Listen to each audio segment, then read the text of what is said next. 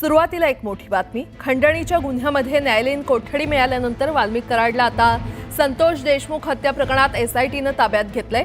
त्याची परवानगी एसआयटीने मिळवली होती आणि या प्रकरणी एसआयटी कडून कराडला आज कोर्टात हजर करण्यात येणार आहे आणि त्यामुळे वाल्मिक कराडला आता हत्येच्या प्रकरणात किती दिवसांची कोठडी मिळते हे पाहावं लागणार आहे। वाल्मिक कराडला आधीच मोक्का लावण्यात आल्यानंतर त्याच्या भोवतीचा फास आवळण्यात येणार आहे।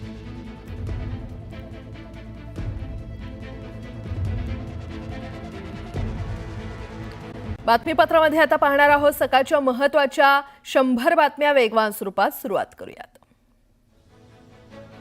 निवडणुकीदरम्यान खासदार बजरंग सोनवणे यांनी जीवे मारण्याची धमकी दिली होती असा गंभीर आरोप वाल्मिक कराड यांची पत्नी मंजली कराड हिने केलेला आहे। अल्पसंख्याक असलेल्या वंजारी समाजाच्या दोन्ही मंत्र्यांना संपवण्यासाठी वाल्मिक कराड यांना बळीचा बकरा केला जात असल्याचा आरोप कराडच्या पत्नी मंजली कराड यांनी केलाय। चुकीच्या गुन्ह्यात कराड यांना अडकवलं असंही त्या म्हटल्या। मी राजकीय किंवा जातीय कधी बोललो, हा जातीपातीच्या पलीकडचा विषय आहे। संतोष देशमुखांना न्याय मिळावा इतकाच उद्देश असून बीडच्या राजकारणात जातीय आधार कोण घेतंय हे सर्वांना माहिती आहे असा टोला बजरंग सोनवणे यांनी कराडच्या कुटुंबियांना लगावलाय। वाल्मिक कराडची प्रकृती बिघडली होती, त्यानंतर कराडला रुग्णालयात दाखल करण्यात आलं होतं। वैद्यकीय चाचणी पूर्ण झाल्यानंतर वाल्मिक कराडला बीड कारागृहात नेण्यात आलं। धनंजय मुंडेंनी अजित पवारांची भेट घेतली। अवघ्या 10 मिनिटात भेट घेऊन धनंजय मुंडे देवगिरी बंगल्यातून बाहेर पडले। अजितदादांची भेट घेतल्यानंतर मुंडे थेट परळीमध्ये दाखल झाले। वाल्मिक कराडला चुकीच्या गुन्ह्यात अडकवलं असा युक्तिवाद कराडच्या वकिलांनी केलेला आहे। वाल्मिक कराडला पुन्हा कोर्टात हजर केलं जाणार असून कागदपत्र सादर केली जाणार आहे। घुले कराड दोघे कोठडीत असताना समोरासमोर चौकशी का केली नाही? वाल्मिक कराड तपासात सहकार्य करतंय, मग आणखी कोठडी कशासाठी असा सवाल कराडच्या वकिलांनी उपस्थित केला। वाल्मिक कराडवर मोक्का दाखल झाल्यानंतर कराड समर्थक चांगलेच आक्रमक झाले। कराड समर्थकांनी परळी बंदची हाक दिली। बीडमध्ये वाल्मिक कराडच्या समर्थनार्थ काही नागरिक रस्त्यावर उतरले। यावेळी एका युवतीने अंगावर रॉकेल ओतून घेत आत्मदहनाचा प्रयत्न केला। बीडचे खासदार बजरंग सोनवणे यांनी परळीकरांना शांततेचं आवाहन केलेलं आहे। जे कोणी दडपशाही करून परळी शहर बंद करू पाहत आहे त्यांच्यावर पोलीस नक्कीच कारवाई करतील असं खासदार सोनवणे म्हटलेत। वाल्मिक कराडवर मोक्का लागल्यानं आता हत्याकांडातील सर्व धागेदोरे समोर येतील असंही त्यांनी स्पष्ट केलंय। परळीमध्ये वाल्मिक कराडच्या समर्थकांनी जोडे मारो आंदोलन केलं। आमदार संदीप क्षीरसागर, सुरेश धस यांच्या प्रतिमेला जोडे मारून कराड समर्थकांनी निषेध केला। परळीत मनोज जरांगे यांच्या प्रतिमेला जोडे मारल्यावरून संभाजीनगरमध्ये मराठा संघटना आक्रमक झाल्या। धनंजय मुंडेंसह वाल्मिक कराडच्या प्रतिमेला जोडे मारून मराठा कार्यकर्त्यांनी निषेध केला। परळीमध्ये कराड समर्थक चांगलेच आक्रमक झाले। मनोज जरांगे पाटील, सुरेश धस, संदीप क्षीरसागर आणि जितेंद्र आव्हाड तसंच अंजली दमानिया यांना श्रद्धांजली वाहत कराड समर्थकांनी निषेध नोंदवला।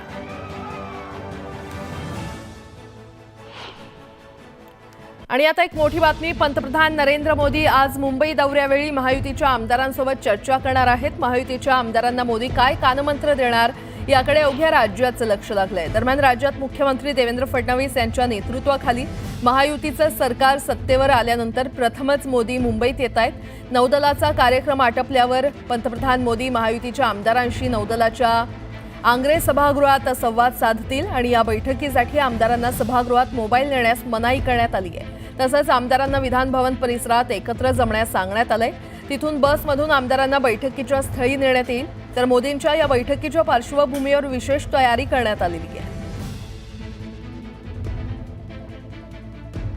दरम्यान पंतप्रधान नरेंद्र मोदी आज मुंबई दौऱ्यावर येणार आहेत आणि यावेळी ते भारतीय नौदलाच्या INS सुरत, INS निलगिरी आणि INS वाघशीर या नौदल युद्धनौका राष्ट्रार्पण करतील। मुंबईतील नौदल डॉकयार्डमध्ये या युद्धनौकांचं राष्ट्रसमर्पण पंतप्रधान मोदी करणार आहेत। त्यानंतर ते नवी मुंबईतील खारघर इथल्या इस्कॉन मंदिराचंही उद्घाटन करणार आहेत।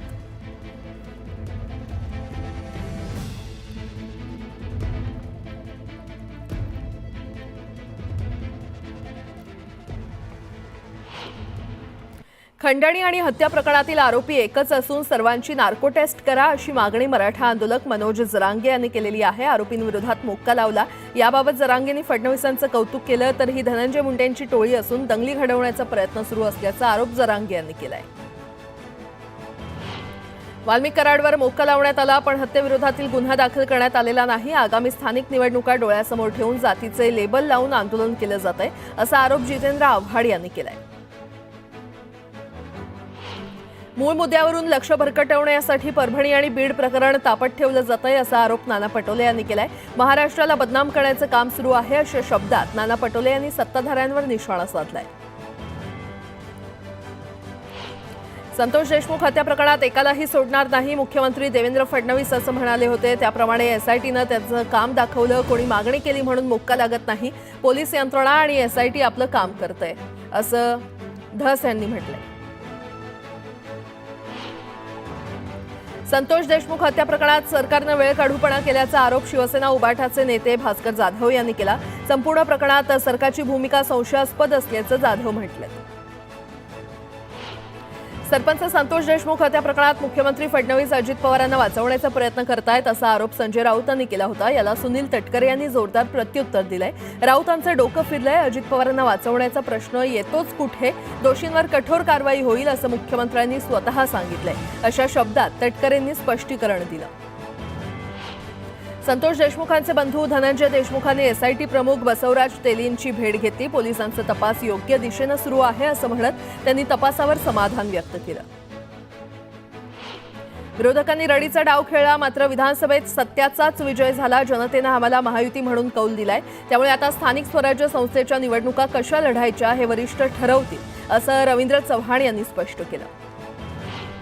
अखेर जाधवांच्या पोटातलं ओठांवर आलं अशी टीका इरफान सय्यद यांनी केली। ठाकरे गटाचे उर्वरित नेते देखील संपर्कात असून ते लवकरच एकनाथ शिंदेंचं नेतृत्व स्वीकारतील असा दावाही सय्यद यांनी केलाय। राज्यमंत्री मेघना बोर्डीकर आज जव्हारच्या दौऱ्यावर होत्या आणि खरं तर त्या कालच जव्हारच्या दौऱ्यावर होत्या। यावेळी त्यांनी पालघरमधील आरोग्य विभागावर भाष्य केलं। अपुऱ्या सुविधांमुळेच रुग्णांना आणि गरोदर महिलांना इतरत्र जावं लागतं आणि बऱ्याचदा ते जीवावर बेततं असं विधान बोर्डीकरांनी केलं।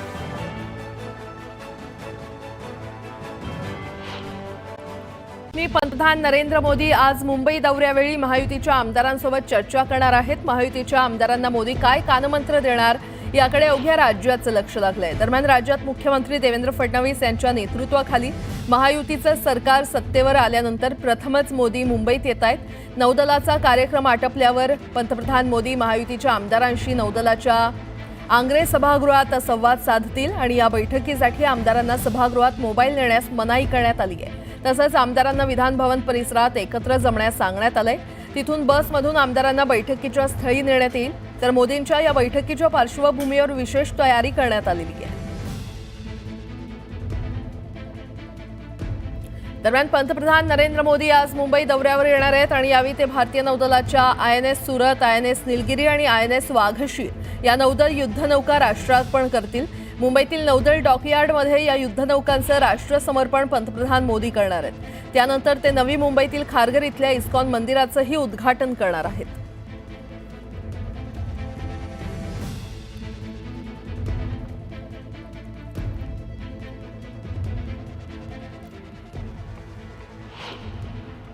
खंडणी आणि हत्या प्रकरणातील आरोपी एकच असून सर्वांची नार्को टेस्ट करा अशी मागणी मराठा आंदोलक मनोज जरांगे यांनी केलेली आहे। आरोपींविरोधात मोक्का लावला।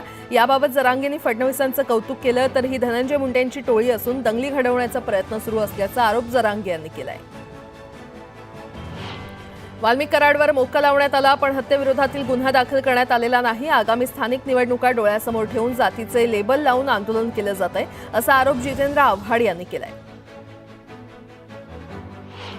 मूळ मुद्द्यावरून लक्ष भरकटवण्यासाठी परभणी आणि बीड प्रकरण तापट ठेवलं जातंय असा आरोप नाना पटोले यांनी केलाय। महाराष्ट्राला बदनाम करण्याचं काम सुरू आहे अशा शब्दात नाना पटोले यांनी सत्ताधाऱ्यांवर निशाणा साधलाय। संतोष देशमुख हत्या प्रकरणात एकालाही सोडणार नाही, मुख्यमंत्री देवेंद्र फडणवीस असं म्हणाले होते। त्याप्रमाणे एसआयटीनं त्याचं काम दाखवलं। कोणी मागणी केली म्हणून मोक्का लागत नाही। पोलीस यंत्रणा आणि एसआयटी आपलं काम करतंय असं धस यांनी म्हटलंय।